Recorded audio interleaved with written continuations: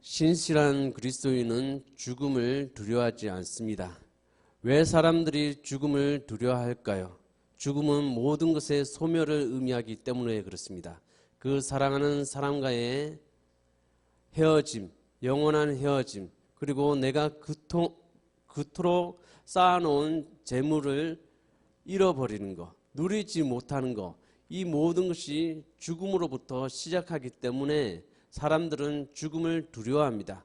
그럼에도 불구하고도 신실한 그리스도인들은 죽음을 두려워하지 않습니다. 죽음에 속한 그 어떤 것도 두려워하지 않는 이유는 무엇일까요? 궁극적인 승리를 믿기 때문에 그렇습니다. 부활의 소망을 가지고 있기 때문에 그렇습니다. 그런데 정작 부활에 대한 실체에 대해서 많은 사람들이 알지 못하고 있습니다. 왜 의인들은 순교의 위험에도 불구하고 부활을 열망했는지, 왜 악한 사람들은 부활을 왜 두려워해야 하는지, 또 악한 영들은 인간의 육체를 원하는지를 사람들은 잘 모릅니다. 오늘 저는 그것을 다루고자 합니다. 하나님은 세 종류의 존재를 만드셨습니다. 첫 번째 존재는 육체, 두 번째는 영체, 그리고 오늘 다룰 말씀입니다. 부활체입니다.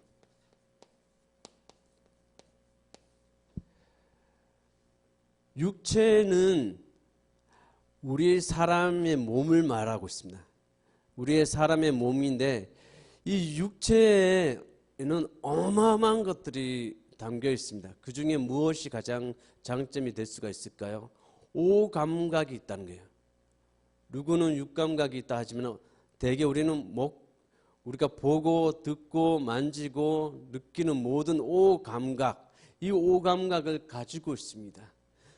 여름이 엄청 더울 때에 아주 시원한 얼음 냉수를 마셨을 때 그 느낌은 엄청나게 좋죠. 그리고 봄 되면은 따스한 햇살 위에서 있을 때 대청마루에서 누워서 그 햇살이 우리 몸에 이렇게 딱 스칠 때, 그리고 선선한 바람이 이렇게 불 때 그 느낌은 어마어마하게 굉장히 좋죠. 육체를 가진 사람만이 가질 수 있는 거예요. 이 육체의 특징 중에 이 감각이 있다는 거예요. 감각.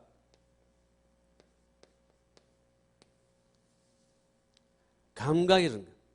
그리고 우리가 김치를 이렇게 찢어서 먹었을 때 그 느낌, 이 혀에 닿는 그 느낌, 미각, 이 모든 것을 육체를 가진 자만이 느낄 수 있는 거예요. 어마어마한 거예요, 여러분.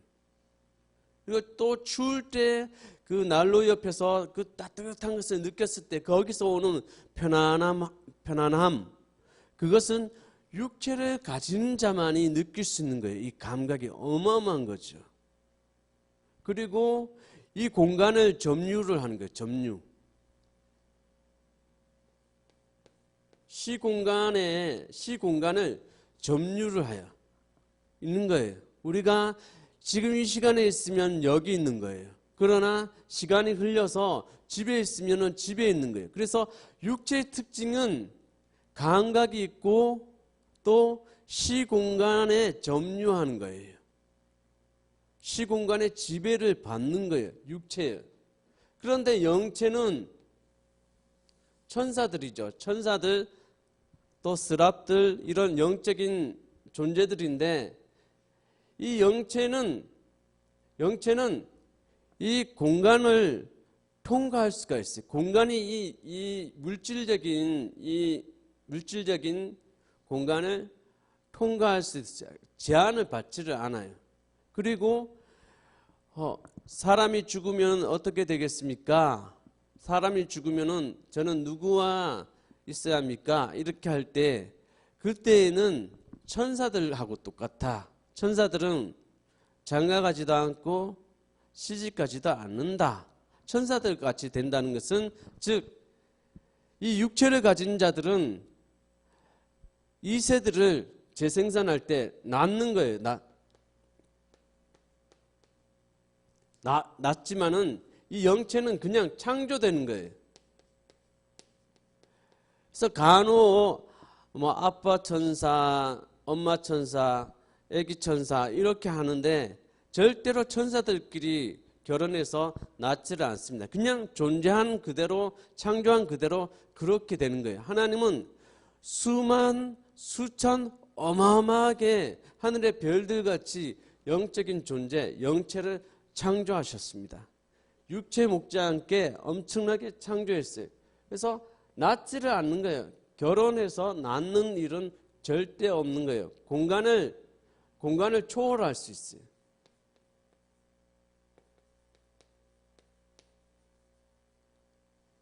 육체는 육체대로 어마어마한 장점이 있어요.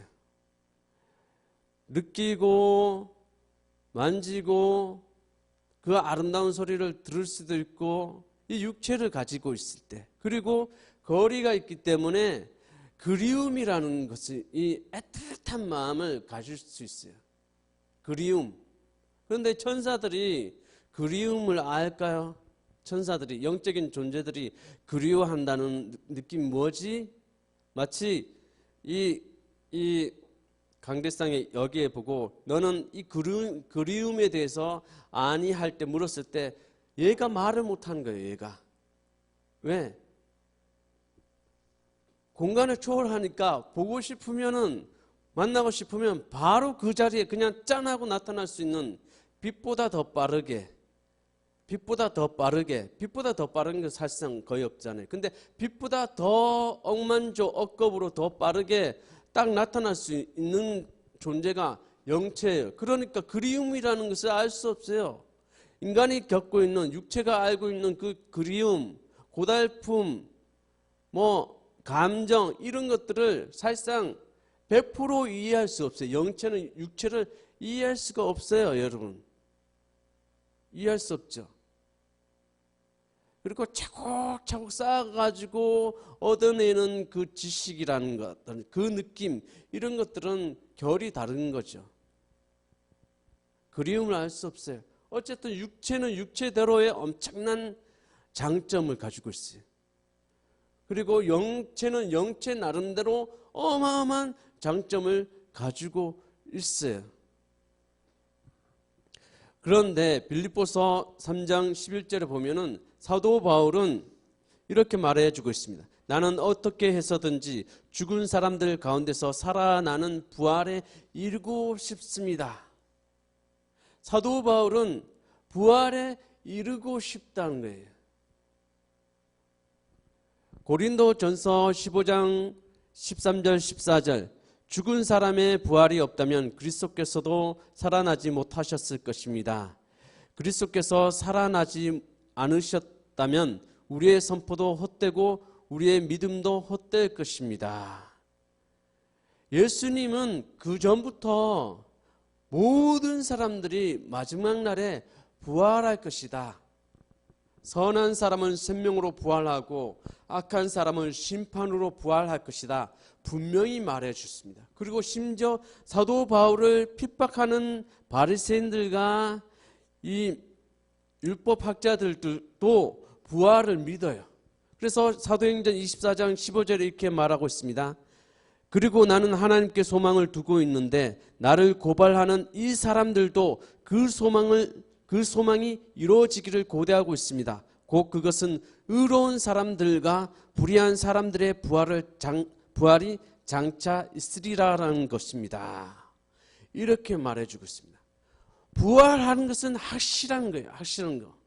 그런데 이 부활은 왜 그렇게 소망하고 열망하느냐, 그리고 악인들은 이 부활을 두려워해야 하느냐를 우리가 보아야 하는데, 이 부활의 특징을 고린도전서 15장 42절에서 44절에 이렇게 말해주고 있습니다. 죽은 사람들의 부활도 이와 같습니다. 썩을 것으로 심는데 썩지 않을 것으로 살아납니다. 비천한 것으로 심는데 영광스러운 것으로 살아납니다. 약한 것으로 심는데 강한 것으로 살아납니다. 자연적인 몸으로 심는데 신령한 몸으로 살아납니다. 자연적인 몸이 있으면 신령한 몸도 있습니다. 이 부활체는 특징이 고린도전서 15장에 보니까 비천한 것이 영광스러운 것이 돼요. 그리고 약한 것이 강한 것이 돼요. 그리고 썩어질 것이 신령한 것이 돼요.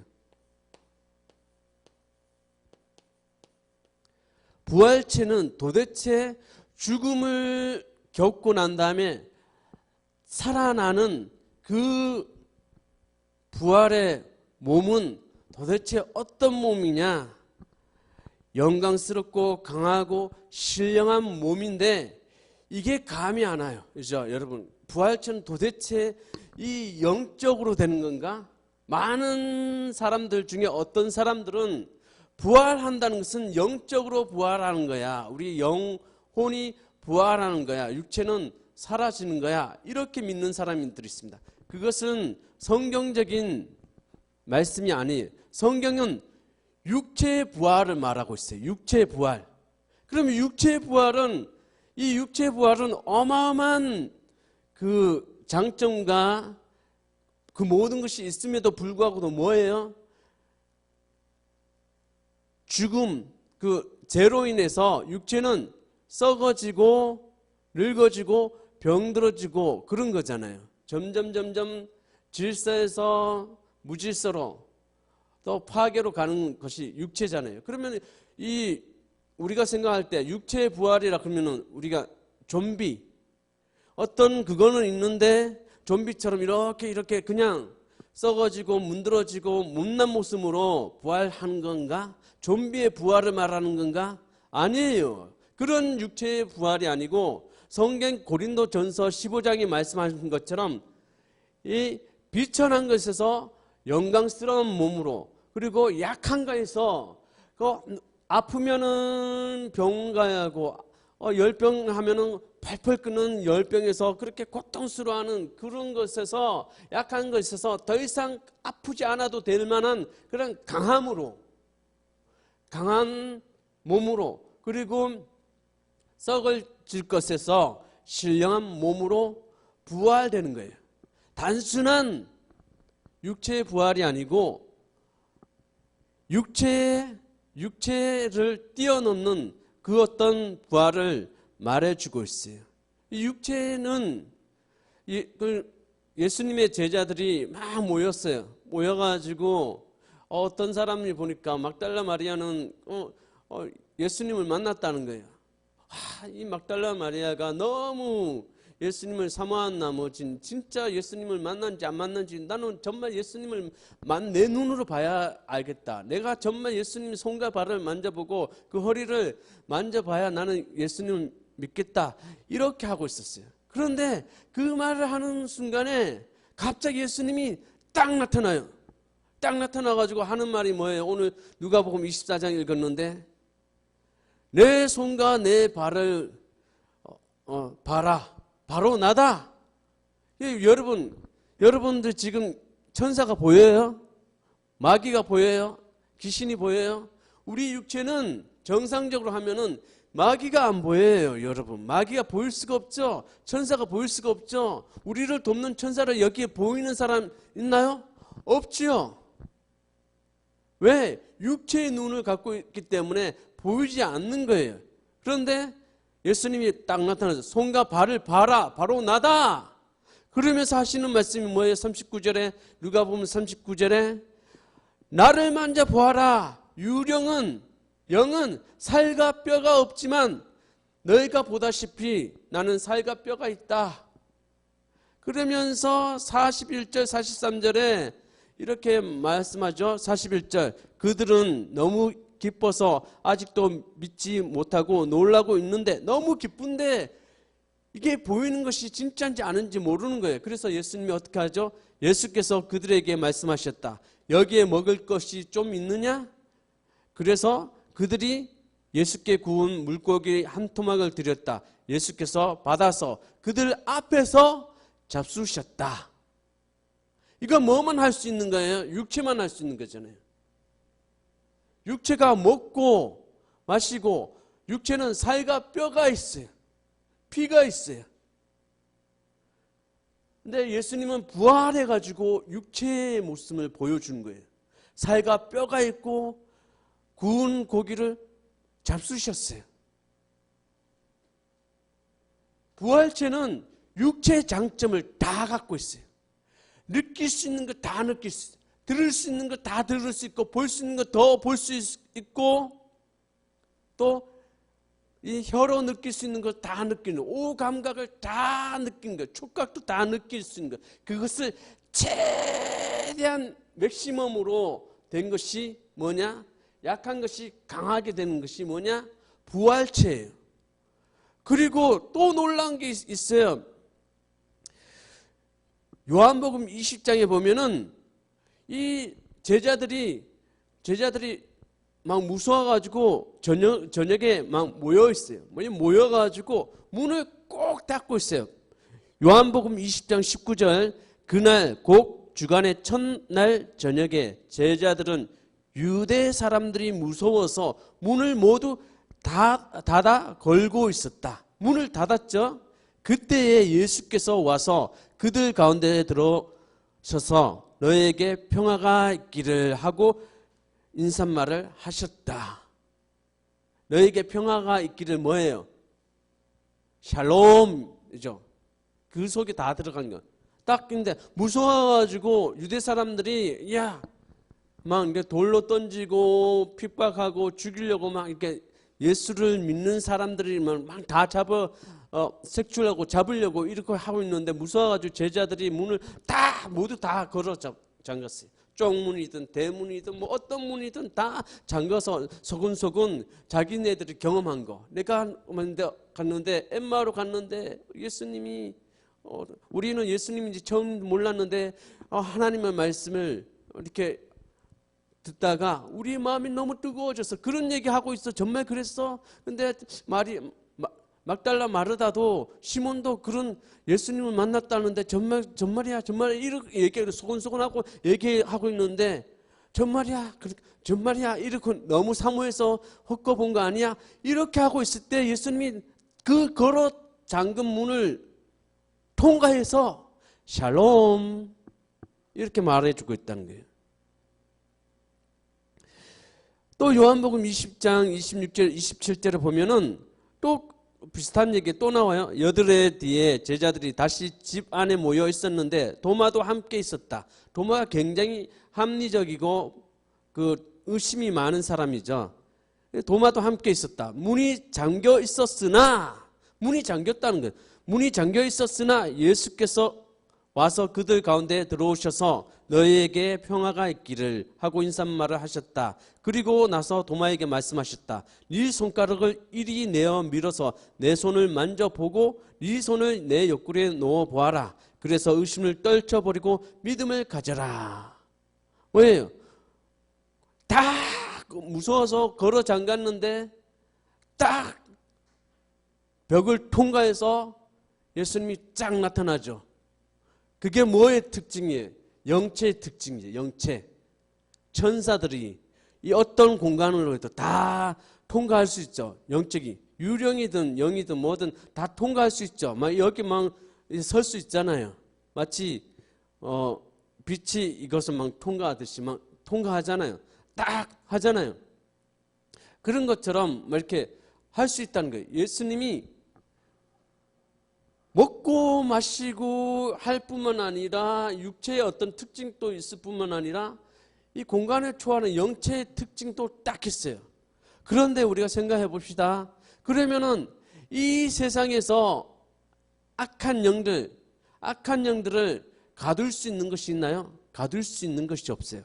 왜? 물질로 지어진 이 세상은 이 악한 영을 가둘 수 있는 것이 없어요. 그런데 성경 요한계시록 보니까 마귀를 결박하고 가두는 것이 있는데 영적인 천사들도 악한 영들도 타락한 영들을 귀신이잖아요. 이 귀신을 가두는 것이 있는데 그것을 뭐라고 하냐면은 이 아비소스, 즉 무정객이라는 거예요. 임시적으로 가두는 장소가 있는데 그것은 영적인 것도 영적인 존재인데 이 땅에서는 물질을 이렇게 통과할 수 있는데 거기서는 하나님이 이 영적인 것도 결박할 수 있는 그 장소가 바로 아비소스, 무정격이라는 거예요.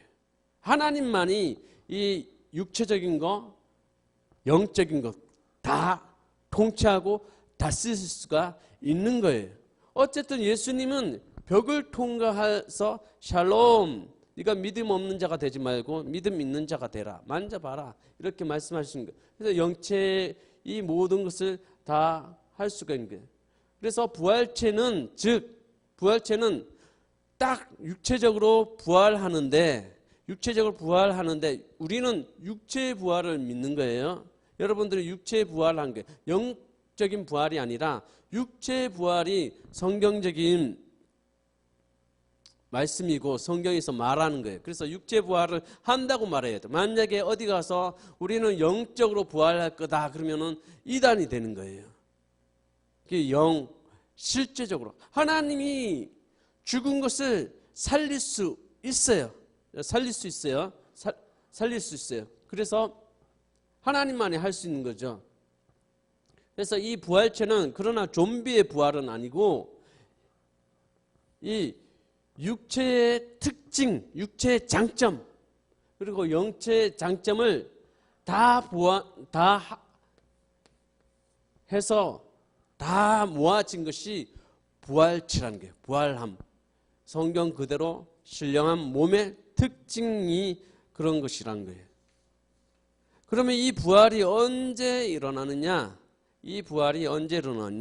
고린도전서 15장에 보니까 15장 21절 23절에 보겠습니다. 한 사람으로 말미암아 죽음이 들어왔으니 또한 한 사람으로 말미암아 죽은 사람의 부활도 옵니다. 아담 안에서 모든 사람이 죽은 것 같이 그리스도 안에 모든 사람이 살아나게 될 것입니다. 아담 안에서 모두가 죽었잖아요. 그리고 그리스도 안에서 모든 사람들이 살아날 거예요. 또 23절 그러나 각각 제 차례대로 그렇게 될 것입니다. 첫째는 첫 열매이신 그리스도요. 그 다음은 그리스도께서 재림하실 때에 그리스도께 속한 사람들입니다. 예수님이 먼저 부활하고 그 다음에 사람들이 예수님이 재림할 때에 부활한다 그랬어요. 예수님이 재림할 때 그리스도께 속한 사람들이 하는 거예요. 그런데 우리가 지난주에 봤다시피 이 부활은 두 가지가 있다 그랬잖아요. 첫 번째 부활이 있고 두 번째 부활이 있는데 첫 번째 부활은 언제 일어나느냐? 예수님이 재림했을 때 첫 번째 부활에 있어요. 첫 번째 부활. 그리스도께 속한 사람들이 하는데 그 첫 번째 부활에 속한 사람들이 언제 나오냐면은 고린도전서 15장 51절에서 54절을 보면은 우리 몸이 변화가 돼서 마지막 나팔이 울릴 때에 눈 깜짝할 사이에 호련히 우리 몸이 변화가 돼요. 썩어질 것이 아니라 썩지 않는 신령한 몸으로, 약한 것이 아니라 강한 것으로, 또 비천한 것이 아니라 영광스러운 몸으로 순식간에 홀연히 바뀌어지는데 썩지 않는 몸으로 우리가 살아나는데 그때가 언제냐? 52절에 고린도전서 15장 52절에 마지막 나팔이 울릴 때에 첫 번째 부활이 일어난다는 거예요. 부활은 언제 일어났냐? 요한계시록에 보면 7인이 있어요. 7인. 그리고 7나팔이 첫 번째 인, 두 번째 인 이렇게 나오면서 마지막 7번째 때 7나팔. 그 7나팔 끝에 7번째 때 7 대접이 나와요. 그러면은 언제 부활하냐면은 마지막 나팔 때에 일어난다 그랬어요. 마지막 나팔 때에 첫 번째 부활이 일어나고, 이제 백보자 심판 때는 악인들도 다 부활시키죠.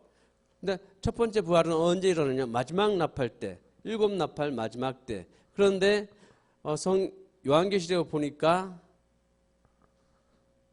이까지는 그리스도인들도 다 같이 경험하지만, 그것을 같은 장소에 있지만은 마치 애굽의 열 재앙이 일어나지만은 이스라엘 백성들만이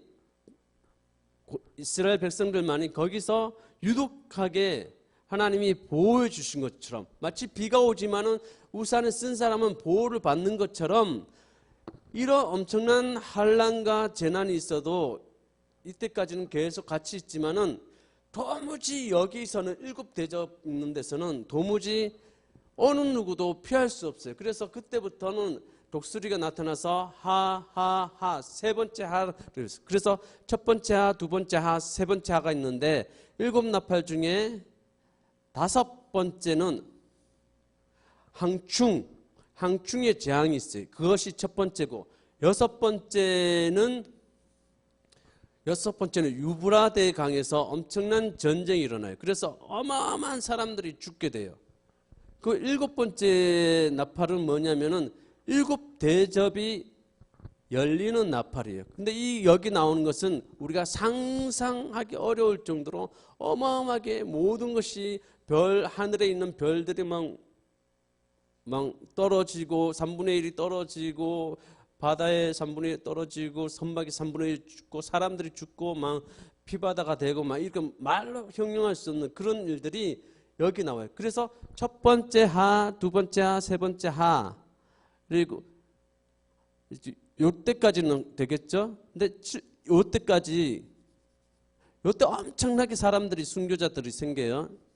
그래서 요때에 일곱 번째 나팔 때에 이걸 일곱 대접을 내릴 때에, 이때는 모든 것이 하야, 하. 세 번째 하, 마지막 하이기 때문에, 하라는 것은 하나님의 진노를 말해요. 환난은 믿는 사람도 경험할 수 있는 거예요. 너희가 세상에서 환난을 당하나, 믿는 사람도 환난을 당해요. 그러나 하라는 것은 하나님의 진노예요. 하나님의 자녀가 하나님의 진노를 받지를 않아요. 그렇기 때문에 하는 믿지 않는 자들이, 악인들이 받는 거예요. 그래서 첫 번째 하, 두 번째 하, 세 번째 하 때는, 일곱 대접 때는 이 마지막 이 뚜껑이 열리기 전에는 일곱 나팔이 불려질 때, 이때 첫 번째 예수님이 오셔서 그때 죽은 자들을 살리시고 한다는 것이죠. 그래서 어쨌든 왜 그러면은 히브리서에 보면은 이런 말씀이 있어요. 초대 교인들이 부활을 왜 열망했는지. 히브리서 11장 35절, 믿음으로 여자들은 죽었다가 부활한 가족을 다시 맞이하였습니다. 또 어떤 이들은 고문을 당하면서도 더 좋은 부활의 삶을 얻고자 하여 구태여 놓여 나기를 바라지 않았습니다. 내가 고문을 받고 막 핍박을 받고 하는데도, 죽게 됐는데도 사람들이 이걸 피하려고 하지 않아요. 그리스도인들이 피하려고 하죠. 오히려 순교하는 것을 굉장히 엄청난 특권으로 생각하고, 순교하는 것을 막 열망하고 사모하는 거예요. 차라리 내가 예수님을 위해서 목숨을 잃는 것이 더 좋아. 왜냐하면 더 좋은 부활의 삶을 사는 거예요. 더 좋은 부활의 삶. 첫 번째 부활이죠. 첫 번째. 이 초대교회 그리스도인들이 요한계시록의 내용들을 알잖아요. 그러니까 첫 번째 부활은 예수 그리스도와 함께 1000년 동안 왕과 제사장의 일을 감당할 거라 하고, 또 부활의 몸이 바울 선생님한테 들어오니까 어마어마하게 놀라운 거예요. 다 알잖아요. 그러니까 굉장히 더 좋은 부활의 삶을 살고자 하여서 이 죽음의 위협이 와도 그 가운데서도 오히려 미소를 잃지 않고 기쁨을 잃지 않아요. 오히려 평안해요. 더 좋은 멸류관, 더 엄청난 영광이 올 거라고 생각하니까 죽음이 두렵지 않는 거예요. 사자가 와서 막 그 몸을 물어 굶주린 사자가 와서 몸을 막 이렇게 삼키려고 하여도 눈 깜짝도 안 하고 오히려 그 가운데서도 막 찬양을 부를 수 있고, 막 사람들이 장작불을 막 이렇게 해가지고 하영을 시키려고 막 하여도 그 뜨거운 불 속에서도 웃으면서 기쁨으로 찬양할 수 있었던 이유는 더 좋은 부활의 삶이 기다리고 있기 때문이에요. 나는 첫 번째 부활에 들어갈 수 있겠구나, 이런 소망이 있기 때문에. 그리고 다른 그리스도인들은 뭐 타협하고 도망가고 그런 그리스도인보다는 그들이 누릴 수 없는 1000년 동안 나는 왕으로서, 나는 제사장으로서 그리스도와 함께 통치한다, 그 어마어마한 상급을 기대하면서 있기 때문에 도망가지도 않아요.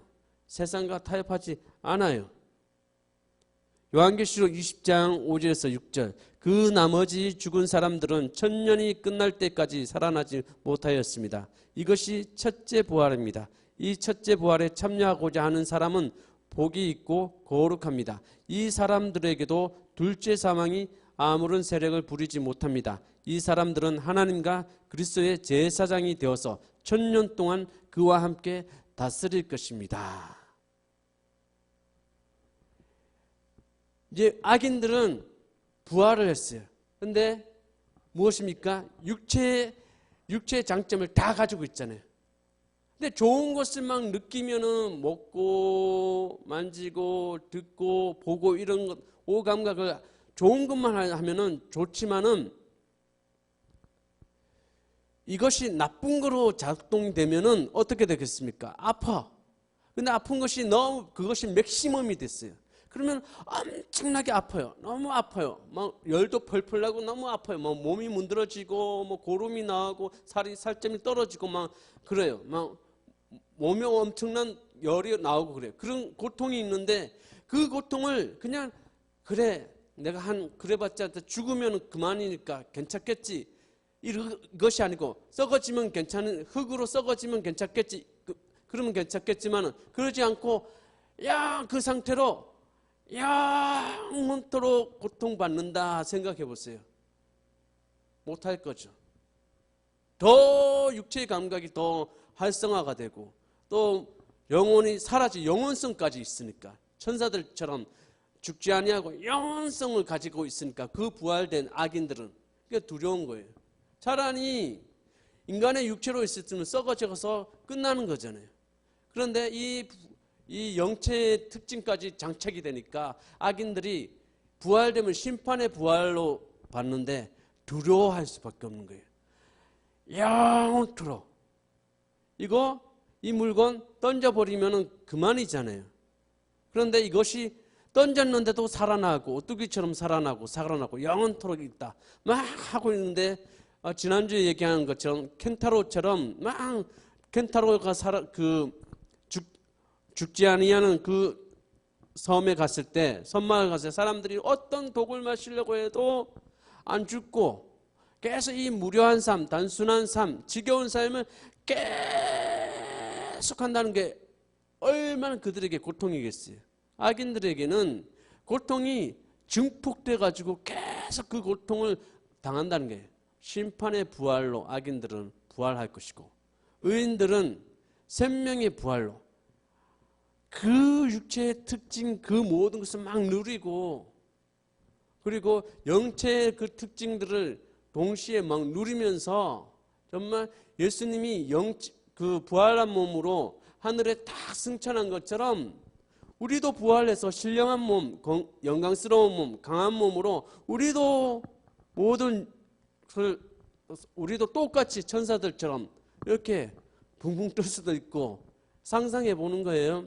그 모든 것을 누린다는 거예요. 그런데 첫 번째 부활에 참여하는 그 사람들은 다른 그리스도인들하고 달라서 왕과 제사장으로서 막 한다는 거예요.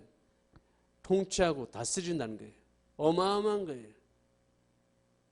사람이 갖고 있는 어떤 식욕이나 어떤 욕구보다 몇 억만 배로 있는 것이 뭐냐면은 이 권력욕인, 사람들을 이렇게 통치하고 다스리는 그 욕구인데, 그걸 충족할 수 있는 것이 바로 이 1000년 동안 그리스도와 함께 다스리는 거예요. 다스리고 통치하는 거예요. 제사장으로서 그 즐거움, 그 기쁨을 마음껏 누릴 수 있는 거예요. 그래서 우리는 이 부활을 소망해야 돼요. 소망. 그냥 우리가 평범한 신앙생활 하다가 순교도 안 당하고 하면은 우리는 그냥 평범한, 그래도 좋아요. 천국에서 부활된 몸으로 영원토록 느끼니까. 근데 그보다 더 좋은 부활의 삶이 있다 그랬죠. 첫 번째 부활은 죽음을 무서워하지 않고 순교한 사람들이 갖는 첫 번째 부활은 1000년 동안 왕으로서, 제사장으로서 다스린 거죠. 하나님이 주시는 상급이에요. 너희들은 100년도 안 되는 삶이지만은 그 짧은 인생을 나에게 드렸으니까, 순교했으니까 나는 1000년 동안 너희들이 누리게 하겠다. 나와 같이 함께 누리게 하겠다. 이렇게 주신 거예요. 그래서 여러분, 부활한다는 것은, 그래서 우리는 죽음을 두려워하지 않습니다. 죽으면은 부활할 거예요. 엄청나게. 단순히 천사 같은 영체로 사는 것이 아니라 부활체로 그 즐거움, 그 기쁨, 그 편안함, 그 놀라운 거, 그것을 막 누리면서, 막 맥시멈으로 누리면서 막 우리는 영원 세계에 살게 될 거예요. 그래서 천사들보다 우리는 더 좋은 상태, 또 보통 인간들보다, 땅에 있는 인간들보다 더 좋은 상태, 최상의 신령한 몸을 가지고 우리는 살게 될 것입니다. 이 부활의 소망을, 육체적인 부활의 소망을 여러분 소망하시기 바랍니다. 기도하겠습니다.